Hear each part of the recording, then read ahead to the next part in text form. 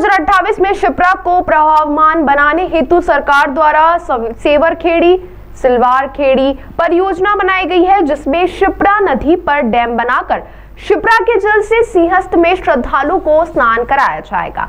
इस परियोजना में 13 गांव के किसान प्रभावित हो रहे हैं, जिन्होंने आज मोहन यादव सरकार से मांग की है कि उन्हें विशेष पैकेज के जरिए मुआवजा दे, ताकि किसान अन्य स्थान पर जमीन खरीद सके।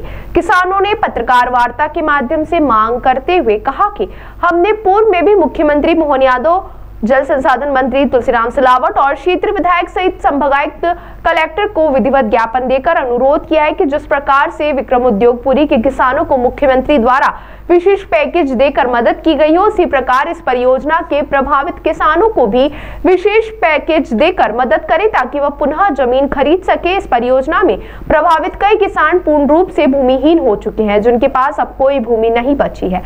ऐसे में विशेष पैकेज के माध्यम से वो जमीन खरीद पाएंगे।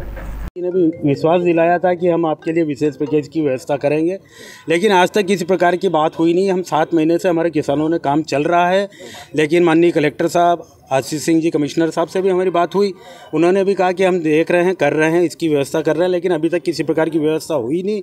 जो कार्य चल रहा है वो निजी ज़मीन पर चल रहा है, किसी प्रकार का उसमें भी शासन का हस्तक्षेप है नहीं, लेकिन हम किसानों ने वो कार्य चलवाया है, क्योंकि सिंहस्थ को ध्यान में रखते हुए किसानों ने सहयोग करा है। अब माननीय मुख्यमंत्री जी, सरकार का सहयोग चाहिए किसानों को कि वो विशेष पैकेज के रूप में किसानों की मदद करें।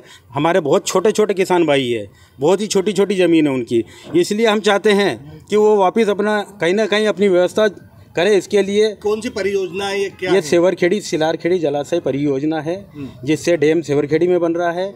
सिलारखेड़ी में उसका जल एकत्रित कर रही है सरकार, वहाँ से फिर शिप्रा जी को प्रवाहमान बनाएंगे।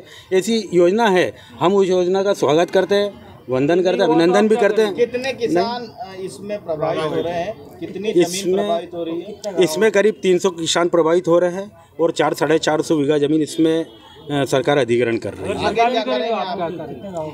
आगे हमारा 13 गांव के लोग हैं, आगे क्या करना अब सरकार से?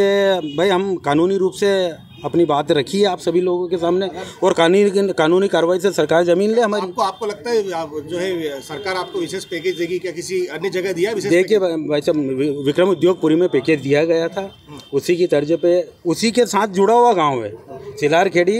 एक और मैं आपसे निवेदन करूँ, करछा पंचायत के 3 गाँव है, सिलारखेड़ी, चैनखेड़ी और करछा और चैनखेड़ी में विशेष पैकेज दिया गया और सिलारखेड़ी को उससे वंचित रखा गया। यह न्याय संगत बात नहीं है।